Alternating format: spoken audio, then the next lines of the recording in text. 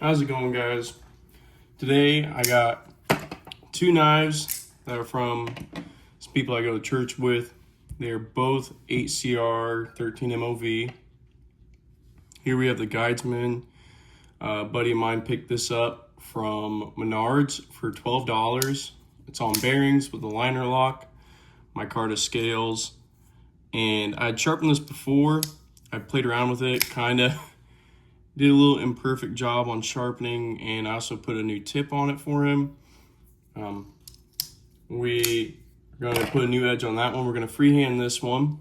Since these are the same steel, I figured we'd mix it up, and I'm going to use my Worksharp angle guide or fixed angle sharpener on this Kershaw in 8CR 13 MOV. This knife was discontinued, which kind of sucks because it has 4-way position pocket clip, a beautiful liner lock, and a really good blade. But one thing I am intrigued about is my buddy said that he had dipped this knife into liquid nitrogen by accident. So I'm curious to see if that messed with the temper at all or not. Let's get started. We're going to hop right onto the Guidesman, and we're going to freehand sharpen this knife for him. Now both of these are pretty heavy use work knives, so we're going to keep them at a lower grit to keep it a little more aggressive so it can cut through a little bit harder materials for them. We are starting on the ultra sharp 300 grit. I keep thinking this is a 300 grit diamond stone.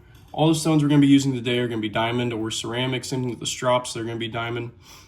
We'll also be switching over to the Good Job diamond stone for our freehand sharpening. I'll leave a link for this one. I don't get any money from that link. The only links I get any money from are from the affiliate links, so I'll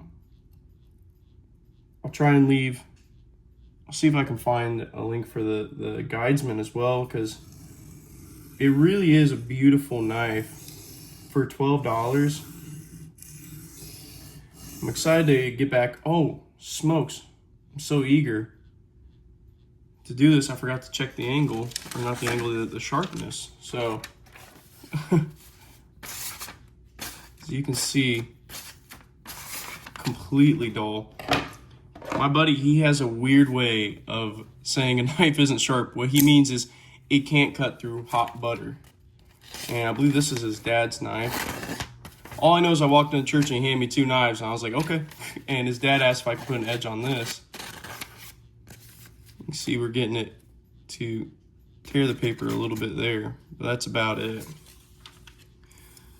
So let's go ahead and get back into this. Beef up the angle a little bit. Like I said, he had left this here with me for weeks while I let him borrow one of my knives. And I had put 3 or 4 different edges on it, trying to play around with 8CR and see what I can do. And so I did a little imperfect job, as it was an experimental knife, and for $12, and he said it was okay, he didn't mind. Okay, that 300 made quick work of this 8CR. We already have a burr all the way down the full length of the edge. So we're gonna flip over. I find it super great for me to rotate my stone when I flip the knife over. It makes it a lot easier that I'm not trying to hold my angle like this and push through. I'm able to turn my stone and sweep through when I do my other side.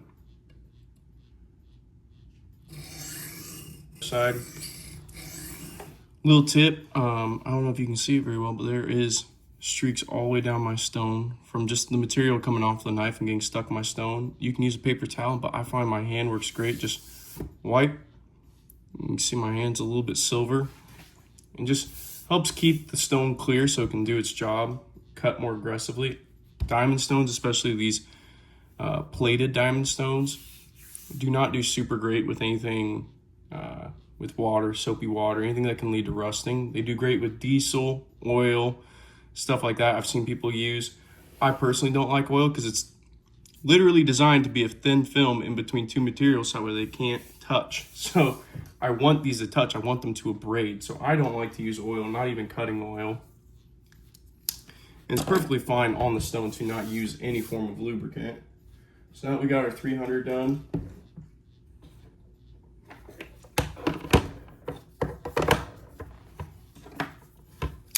let's go to our 400. Let's talk about the steel a little bit. 8CR 13 MOV is a stainless steel, very comparable to 440C, which is a wonderful pocket knife steel. It is a budget steel. It is pretty cheap, but a pretty decent one at that. And diamonds are unnecessary. I just find them to be the easiest way to sharpen because you don't need lubricant, you don't have a mess, you don't have to soak your stones, none of that hoopla. So if you were to get an 8CR 13MOV knife or even a 9CR, you can get a Worksharp field sharpener, which is diamond stones. It's smaller than this even, 2 stones, a strop, and a ceramic rod, and be perfect. That knife will last you for a very long time, and it'd work out great as an entry level. Or if you're like, man, you know, Kane, I don't want to spend a lot of money on a knife, I just want to cut things, that's perfect for you then. I think there is a limit to it. If you are just trying to have a pocket knife to open your Amazon packages, by all means, you most certainly do not need a $200 knife. Now, if you are a lifeguard over by the ocean, you should have a really reliable knife, because the whole thing I'm thinking of is somebody gets caught underwater and you have to cut a fish net or a rope to get them out. I want to make sure you have a really good knife to save somebody's life. Or if you're using it religiously and you use it 10, 20 times a day. See that we got a snag. It's not cutting very cleanly. By no means is it my most beautiful work. I wish I had a better camera so you guys could see these bevels better. But at the time, we were just running on my phone camera.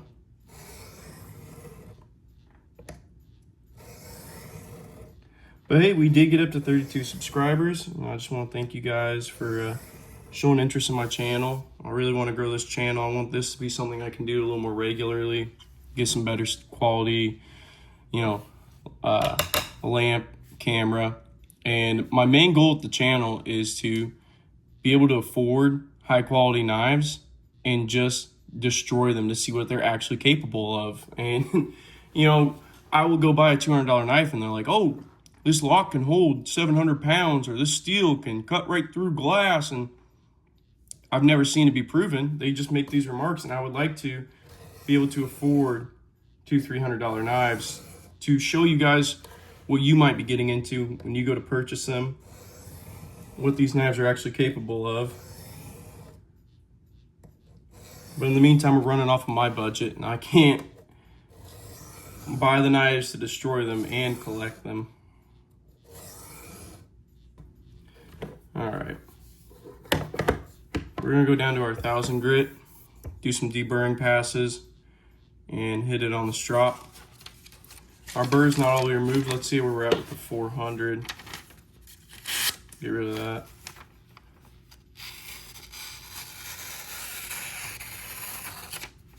So we're doing much better. A lot cleaner. That little snags out of the way.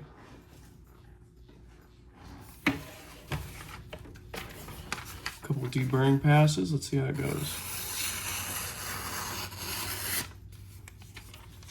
Much better. Let's go get the strop out. We're gonna hit on the 5 micron diamond and the 2 micron.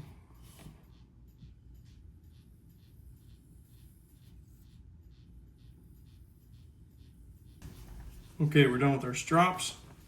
I'm just gonna hit it on some denim just to clean out the micro serrations from any compound, as well as get any remaining little bits of that burr that might be on there.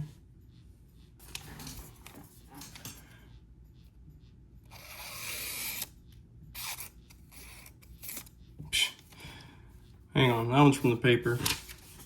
I was trying to look at the camera and I screwed the whole thing up.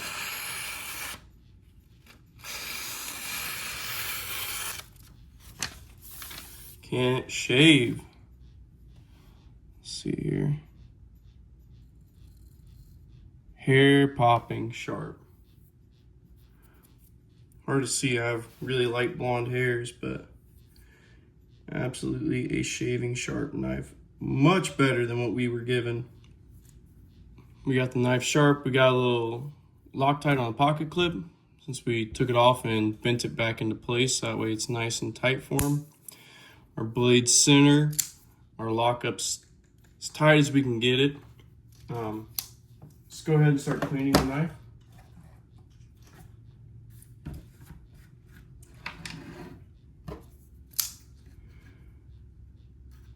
I have a Q-tip that I just dipped in some isopropyl alcohol. And we're just gonna clean up around the pivot as best as we can and the thumb studs. Clean the pocket lint from inside the knife.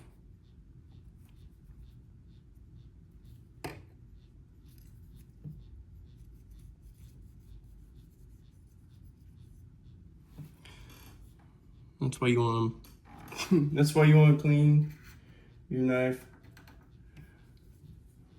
There's a lot of gunk in there that you maybe don't see right off the rip. Our knife's clean. We did what we could for polishing it up. For our last step, we'll spritz a little bit of oil down in the pivot. We have ballistol, multi-purpose oil. That's what I like to use to lubricate my knives. You can most certainly use gun oil. That's a great one. So that's one knife done. Sharpened and restored with our freehand sharpening. Let's go ahead and get started on the other one. For this knife, we have a little bit of a loose pivot, so we're going to address that. The pocket clip's tight, and the scales seem to be pretty tight, so we're probably just going to leave that alone. Do the same thing, just tighten this pivot up for them. For this knife, I'm going to take the pivot out to put some Loctite directly on it, just to make sure that it stays tight and has good action. Just one drop. That's maybe a little bit much. That's all right. This isn't super strong Loctite.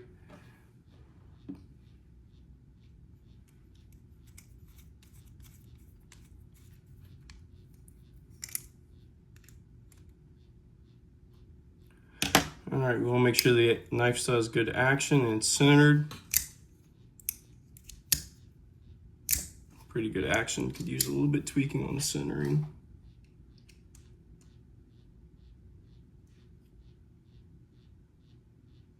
There we go. Nice and beautifully centered. Still has great action.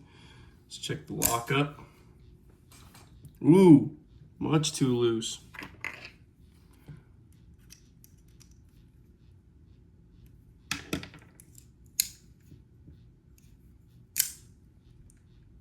Wow, much better. All right, let's leave that to dry. We'll just leave the knife open so we can do the rest of our work. See if we can, this has a stone wash finish that's already starting to wear off a little bit, so I'm gonna be pretty gentle with the steel wool. Try and leave it alone as much as possible. There is, yep, there we go. There's that one spot I wanted to see if I could buff out. It looks like it's going great. But we don't want to go too far, so we'll just call that right there good enough. Go ahead and clean it.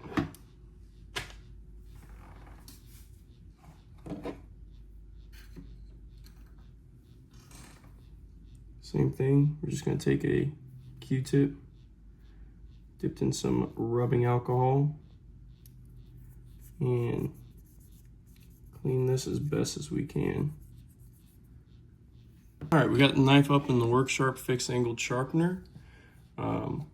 It's a little tri-stone. We have our 320, a 800, and a ceramic. We got the angle set on our sharpener. We got the knife locked in. We got the right stone, the 320. Let's go ahead and get started. I want to take a second here and talk about fixed angle sharpeners. I think that they are going to give you the best edge, especially as somebody who hasn't had a lot of time freehand sharpening, is having a hard time holding an angle. The Worksharp, this is, I think the Pro Sharpener is the one that has interchangeable stones, substantially better. This one, you have to spend another at least $50 to get 3 more stones. So there are better options out there.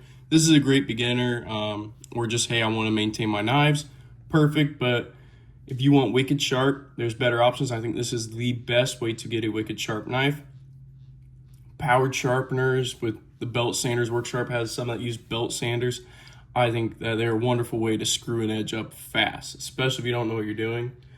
I think a little bit of practice on something like this, a little bit higher quality one, something you can interchange stones with as well. That way you can get more aggressive stones, better higher quality stones.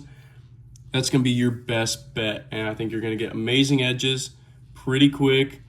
And I think it's a wonderful idea for somebody who's getting into sharpening and wants insane edges.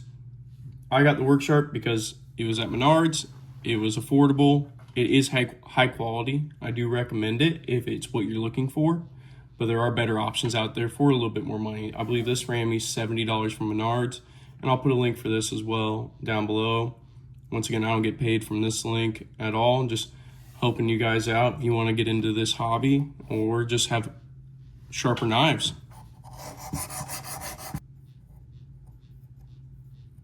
We have a magnificent burr here, super aggressive. We are having a hard time getting at the tip, so we're just taking our time, focusing on this tip, making sure we can get that nice and sharp too. When you're sharpening your tip on a fixed angled sharpener, you want to make sure you're not taking the stone and rolling it off the edge. It will drastically dull your tip.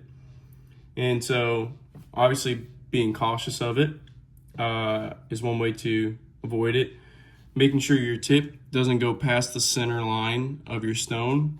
And one other way to help is to brace the tip with your finger, as I've been doing.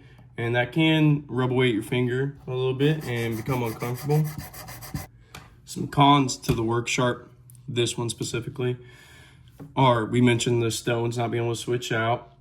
To flip the knife over is not very easy. You have to push a button in the back and then you can flip your knife, so it's kind of hard to flip it quickly for things like deburring. And it doesn't come with anything to clamp it onto a desk. Now, it is very easy to get another clamp and clamp it to the desk, but it'd be nice if it came with that. The pros are it does pack away quite nicely. This foot comes off. You just saw this stone comes out. So this is something you want to take places with you. It's a good option. Once again, I still highly recommend it. I just think being open and transparent with the product and what you're getting is huge. And just making sure that you guys understand the pros and cons to this. That way you don't do what I did and rush in and buy the first fixed angle sharpener you can find without realizing some of the downsides to it. One way I found to do the other side of the knife quite easily is to turn it like this. It makes it a lot easier to move the stone up and down.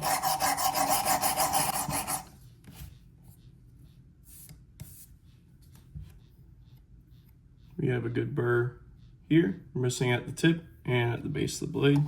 Just give a little more attention to those places.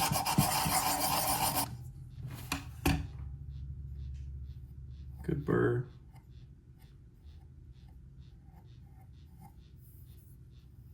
You have an amazing burr. We're missing still about here, all the way the whole width of my finger.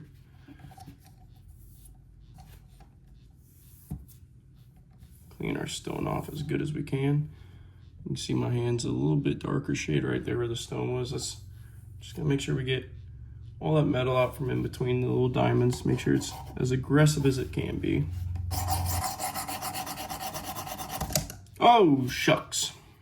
Our stone fell off the edge. Our tip didn't sustain a lot of damage, but operator error. That's why you gotta be more careful. Let's spin this around, see if we can give it a little more attention, make sure stuff like that doesn't happen again.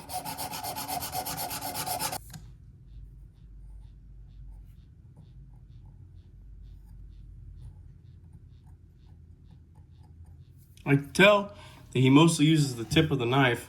That is where we're struggling the most. We're gonna make sure we do it right on this stone, because the other stones don't really increase the sharpness. They just mostly increase the edge durability as they remove the burr and refine scratch patterns. So a huge part of this, especially a knife that was this dull, is refining this edge and getting it properly apex. So as long as this is taking, and as little fun as it is, we have to make sure we do it right. Because if you do it right the first time on the first stone, you don't have to go back and redo it or spend as much time on the other stones.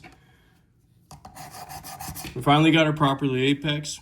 We're ready to start on our other stones. Flip it over. As you can see how difficult it can be to flip this over. Now stones on the other hand are quite nice.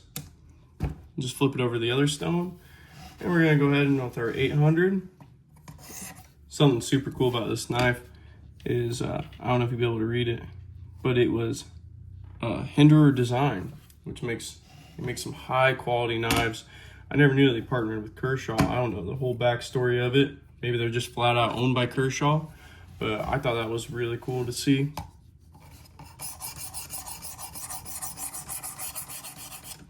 As I take my stone, I go up and in towards the tip.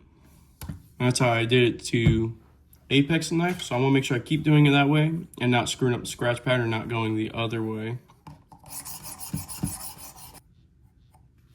All right, burrs on the other side. Let's start with our deburring or burr removal process. We're gonna go from the 800 to the ceramic. Make sure our stone's locked in nice and tight. And now is when I want to try and do as one fluid motion as much as I can. Probably should have been doing that the whole time, but this knife had a lot of damage that needed to be cleaned up. Okay, I'll burst the other side. Now this is where the Worksharp's big flaw comes in play. Because I have to push that button with some substantial force to flip it over to do 5 passes, and then I have to do it again. So it gets quite annoying during this burr removal process. Okay, drop the stone right over the tip if you want.